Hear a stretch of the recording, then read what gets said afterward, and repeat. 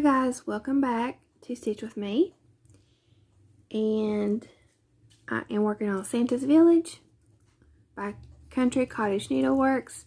I'm using the Call for DMC, and I'm also stitching on 14 count beige. So yesterday I had to rip out some of this because I had used the red for the, what's that called, sashing in the windows, and that's not the called for color. It's that dark brown, so I had to rip out that and redo that, and then I finished the rest of my red border. So I'm going to take a look at my chart and see what next thing I want to do. I think I will add the white border around the door. That's boring, but it has to be done because I did go ahead and do the red, but I always want to do the white as early as I can to prevent bleeding through the darker colors. So I did straighten out my floss yesterday because Wednesday Parker and I ran into Hobby Lobby and I got the flosses that I needed.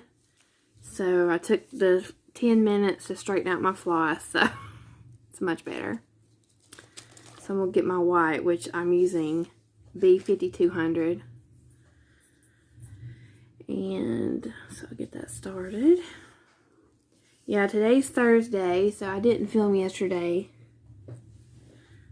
We slept in yesterday. So, and it's rainy today and overcast, so the lighting is not great. I did have to use my alt light again for lighting, so hopefully you guys can see okay. But if it's darker on this side, that's why, because my alt light is on this side and this side's the darker area of the room. Let me thread my needle. Okay. Whoop, I just hit my phone. So let me see. I'm actually going to start upside down, because what I like to do with doors, this is just the way my mind works, maybe y'all do it the same way. There's a thin line on each side and then fill in up here. So what I like to do is start this way, work my way up to the fill in, do the fill in, and then turn around and go back down. So it starts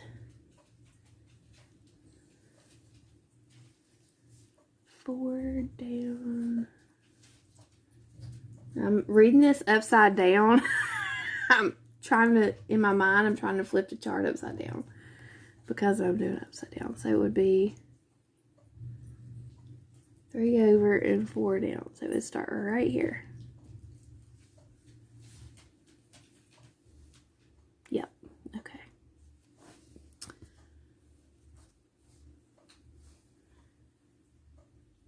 So I'm trying to think if there's anything new going on. Anything new to talk about? Okay. So we're going to do a Zoom call on Friday. If you're available and if you're interested, it's kind of a test. It's like a way to everybody get Zoom. If you don't already have it, like download it on you can use your phone, tablet, computer, whatever device you want to use to get your app set up, sign in, figure out your video camera, your microphone, and all that. It's just a test, so it's like a little bit less pressure than just a regular one, I think.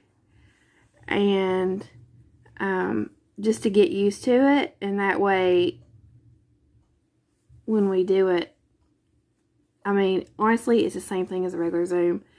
It just makes me feel better to say it's a test. It's a little less pressure. So I'm excited. I'm super excited. But I just worry because here's the thing. I've mentioned this before. I have to keep my mic muted a lot because of my dogs and Parker and just, so I'm a little bit worried. I thought, well, maybe I should go. Let me make sure I'm in frame. I thought maybe I should go to my mom's and do it because she only has one barking dog and I can leave my mic unmuted over there. So I may do that. I may just go to my mom's. It's more echoey because I have a lot more crap in my house. And she has, her apartment is, you know, it's more echoey. And so that's the only thing. But I mean, that's fine. It's not a big deal. So I may go over there. It depends. 6 o'clock is kind of early for us because of my husband's work schedule. He's usually not even home by 6. If he is, it's an early day.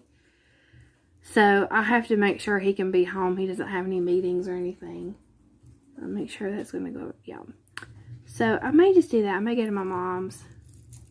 That way I don't have to mute, because that way I can talk to everybody. But the thing that I love about, okay, so I've passed 3 weeks, I think. It's been going on for 4 weeks, but I missed 1 week. The past 3 weeks, or whatever, 3 times, I have been on the Grace Note Stitcher Zoom. And every week, everybody gets a little bit more comfortable. And it's easier to talk and chat. And I feel like, you know, that's what I hope for us, is that. Because I signed on to another Zoom chat, and it was really, like, it wasn't fun because it was more like, I felt like a question and answer with the people leading the Zoom. Like, it didn't feel like socializing. It felt more like fangirling, if that makes sense.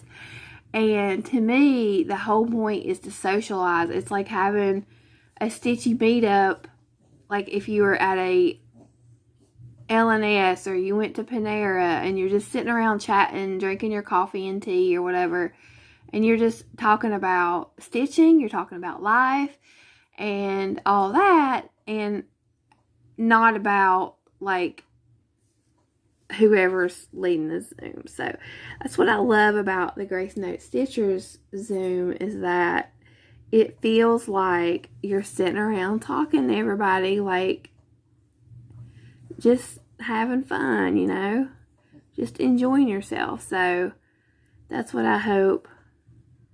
That's what I hope for my Zoom. It's just everybody just have a good time and feel like, you know, just feel like you're socializing. Alright, so I'm going to get myself in trouble. I'm going to have to flip this back over because I'm already like, what am I doing? Okay. So 2, 3, and then the next one goes all the way over. Okay. So what I want to talk about, first I'm going to get a drink of coffee.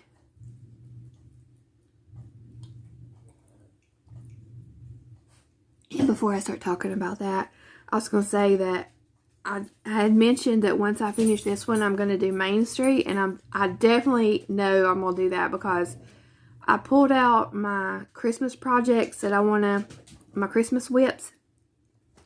And I thought, with all these Christmas whips, I don't want to be doing every morning working on this because it's just too much Christmas. So it'll be a nice change to be able to work on a non-Christmas project for 25-30 minutes a day. So that really worked out perfectly because I'm hoping I'll be done with this in a week. And then I can move on and do some Main Street. And I'll just maybe do Main Street until the first of the year or something. Or we'll see. Something else might come along. But I think that would be a good way to go back and forth to get both of these big pieces done. It's just kind of like do a big section of this, do a big section of Main Street. And when I get tired of it, just flip-flop. And eventually I'll have 2 completed large projects. So it works out well. And I was looking online yesterday, and at Vonna Pfeiffer on her Instagram, she had finished some pillows of this pattern. Was one of the pillows, and the person had outlined the letters, and it looked better. So I think I don't know if either I missed that part or if they just added it because it looked better. But I think I'm going to go back and outline my letters to make it look more like letters than that. So I just need to remember to do that. And I still have to add snowflakes to that one because that's the one that I had messed up. Okay, so I wanted to talk about the retreat I went to because it's all this retreat talk because of StitchCon, and there's all these cross-stitching retreats that people are going to or signing up for because the world's opening back up. I've only been to one retreat, and it was a quilting retreat. But it still was interesting. It was held by the Crafty Gemini. And at the time, she is on YouTube. At the time, she had a quilt club called the Crafty Gemini Quilt Club. And you paid a membership every month. And with that membership, you got special access. So she would do lives. I think it was about once a week. She would do a live chat. And she did special tutorials. She released one pattern a month just for the club. And they were not really quilt patterns. They were like sewing quilting patterns. And they were nice. They were good patterns. And we did swaps. So I think it was once a month. There was a different swap where you would sew something for somebody else and mail it to them. And then somebody would mail you something. And so I did that several times. That was a lot of fun. And it's easier than a cross stitch smalls exchange because it takes way less time to sew something for somebody compared to stitching. And so that's why there were so many of them, because you can do that in a few hours. And so I met a lot of nice ladies through that. So my best friend was in it too. And so she announced that she was going to have a retreat in Florida. And we signed up and we were so excited. It was pretty expensive. It was $750. And I knew nothing about retreats. So I had no idea what a retreat would cost. And I'm not saying it was too expensive. When you hear what all we did, you'll understand why it was $750. But she did break it up. Like, we were able to make payments. So I paid like, I think 5 payments altogether. It was something like that. So what that included was 4 days. It was at a retreat, like a smaller retreat center, kind of like a church camp type thing, out in the middle of nowhere. I mean nowhere. I think we had a Dollar General we could drive to like 10 minutes away if we had to have something. It was very, very rural, but it was, you know, it was peaceful. So because it was rural, I always have a hard time saying that, all the meals were included. So the lady who ran the place, she cooked, and then she had like somebody help her or whatever. So she prepared all the meals and set them out buffet style. And if you had any special dietary needs, she would make a separate thing for you. And the food was amazing. I mean, amazing. I still remember like her pancakes and stuff like that was like, I don't know, this woman she had the magic touch. Everything she made was absolutely delicious. So the meals were included, and then the housing was like, kind of like little hotel rooms. It's like if you combine a church camp with a hotel room. It's kind of hard to explain. Like, I think we had smaller beds. It was either twin or full beds, maybe full-size beds. And a little bathroom, and it was 2 beds to a room. There were a couple singles. And there wasn't anything like no TV, nothing like that. No microwave, nothing in the room like that. It was very basic. Because honestly, none of us were in the rooms except for to sleep and shower. That's it. As soon as we all got up and got ready, we went to the stitching room, which was like the main area. It's where we ate. It's where we stitched. So there was a guy down there that sold Jukies, and she had, did I mess this up? Yep. Chatting away, messing it up. There was a sewing store that sold Jukies, which, if you don't know anything about sewing machines, it's a nice sewing machine. It's a sewing machine that I want. And she had a discount code through him because she sold a ton of Jukies for him to her club members. I mean, insane amount of Jukies. So what he did is he offered to provide sewing machines for the quilting retreat. So nobody had to bring a sewing machine. So if they were flying or whatever, they didn't have to bring one. And he had Jukies there set up. And then if you wanted to buy your Juki that he set up, you could at a discount. So some people did buy their Juki. So it was like he made some sales and we had sewing machines there. So it worked out. She had a lot of giveaways. And I won. She did giveaways through the whole weekend. I went straight to that same place. I won a box of pre-wound bobbins. And I don't know how many's in that box. I would guess maybe 500 bobbins.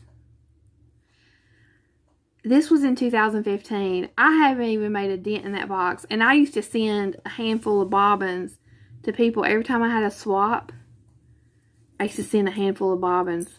So I rarely have to make bobbins for my sewing machine because I have so many. And it's a nice neutral. It's a light grayish cream color. So it blends in with everything almost. So most of the time, I just use those bobbins because I have so many of them. They'll last forever. So I have to say, I also won I won the large $50 Arfil spool of thread. And because I won that and the bobbins, I gave the Arfil thread to my best friend because she didn't win like a big prize like that. So we just split it. I kept the bobbins and she kept the Arfil thread. So, and so now we had a tour bus. So I think it was Thursday. Let me think.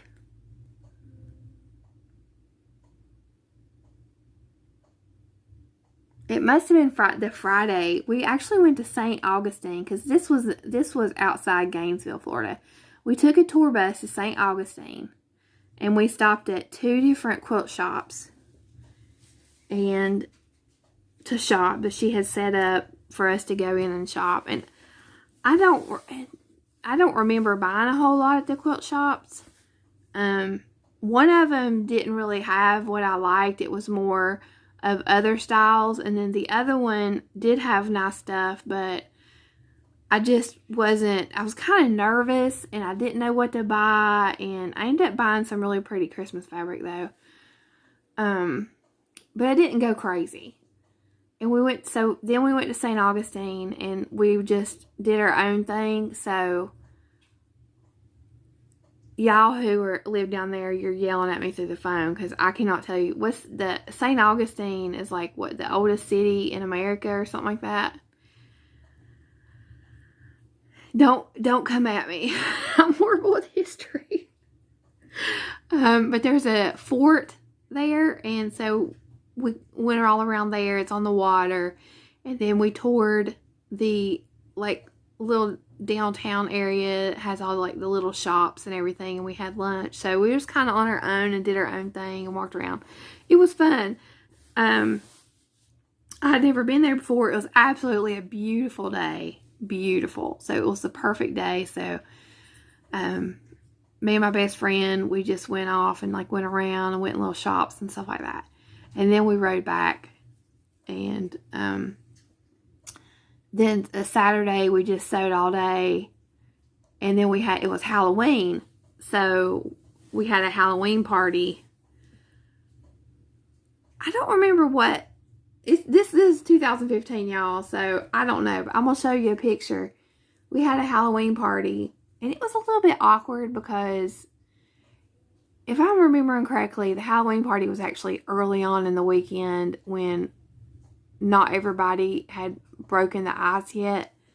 So this is a picture of me and my best friend. She had like a photo booth type thing. I'm gonna lay it down there and hopefully it'll focus. She had like a photo booth thing where you could, this was the costumes that we brought ourselves. So I had just brought a witch hat and I wore a regular gray dress. And my best friend had got mouse ears and a boa. I don't even think she had the boa. I think she just had the mouse ears, and this was the accessories. But they had, I keep this on my refrigerator.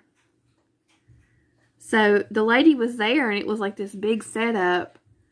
And you would get in front of the camera and do whatever you wanted to do, and she would take your picture, and it would print it out right there. It was fun. So, but like I said, not a lot of us. It had to be probably that Friday night because the ice was not broken. Like, we were not. It was a little weird. If it had been like the last night, it would probably been a lot more fun. So, and I was lucky because I had my best friend with me, but a lot of people there didn't know anybody. So they, you know, if they were shy, like that was torture. It was. But I have some more pictures that, I have a couple more that are from my Facebook that I'll add in so y'all can see of people like dressed up in the costumes and stuff like that. So, another thing that she had, which I thought was absolutely genius, was she had massage therapists come in and give, it was like a 10-minute neck massage because of, you know, when you're doing stuff like sewing, cross stitching, whatever, you get sore, you hold a lot of tension up there in your neck and shoulders. So we each, if we wanted to, had a session with, there were 2 massage therapists, and they were set out on like a deck, and you could go out there and get a neck massage. You just sat down and they would massage your neck, and then that was it. So that was cool, I have to say, because, you know, we all hold tension in our neck when you craft. So, that was neat. Now, here comes the weird parts. The weird part was that, you know how, okay, so when we were all really excited to meet the lady putting on the retreat because we watched her on videos all the time. We took classes. We did the lives. We talked to her online. Everybody was excited to meet her. It's kind of like a lighter version of everybody that watches Fat Quarter Shop if they were going to meet like Kimberly Jolly or something. You know what I'm saying? Well, she sat up front. Please, if you like know her, please do not share this. I hate to talk bad. I'm just being honest. She sat up front and very, very rarely actually talked to any of us. Now, I was shy, so I did not really strike up any conversation. But there was about 40 of us there.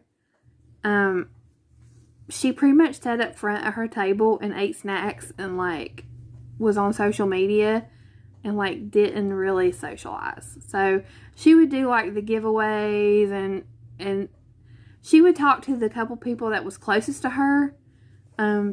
She would chit chat a little bit, and like some people who were really outgoing would go up and talk to her. but she wasn't like super friendly, if I'm being honest. And when we would all eat, there one side of the room was all our sewing machines, and the other side of the room was the dining tables. So there was like probably, I'd say six or more of us at each table to eat breakfast. So you just kind of sat down and ate with whoever was sitting there and chit chat. And she wouldn't eat with us. She would take her food and go over there to the other side of the room and eat. And like, I think maybe a couple times I saw her eat at the tables, but she wasn't eating with us. She was just sitting there like by herself, and maybe one person would sit with her or something like that. I don't know. It was weird. And it really felt like not genuine, if you know what I mean. So after that, my best friend and I, we pretty much left the club. We were like, we invested so much in this, and like we really felt like it was kind of like not genuine, you know. So I think that's all the white. And then the other thing that was that we still laugh about to this day is she had hired a videographer to film the retreat, like a professional videographer. And this guy had a professional camera, like a big camera, like something you see somebody on the news would have, not like a little like vlogger camera. He had a big camera, and he was there the entire weekend. And we would just go into a fit of giggles because we'd be sitting there like, and he would have the camera right in our face, and he would be doing shots. And it was supposed to be for future retreats to have like a promotional video, but he was there like the whole time, just like sticking the camera in our face. And because we're like 12 years old when we're together, me and my best friend, we would just laugh. We would just die of embarrassment because you'd be sitting there like shoving M&Ms in your face, and he'd have the camera on you like at your sewing machine. Or like we were on the bus, and he kept like taking shots of us on the bus when we were going. And I mean, it was just a lot. And there never was a video, which is even more hilarious. Like, whatever happened to like literally 4 days of footage? Like, we don't know what happened. I don't know if they didn't agree, or if he never did the video, or what. But he was definitely there filming us. And yeah, never made a video. So I would say overall, the lessons I learned was that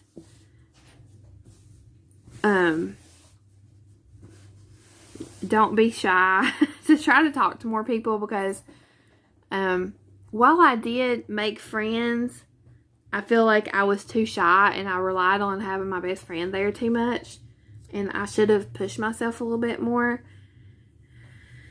And also that just because you see somebody like on YouTube and stuff like that, it doesn't mean that, like, I don't know. Here I am on YouTube, but I don't know. I was just kind of like disappointed. So I hope nobody's disappointed when they meet me. I hope I don't disappoint anybody.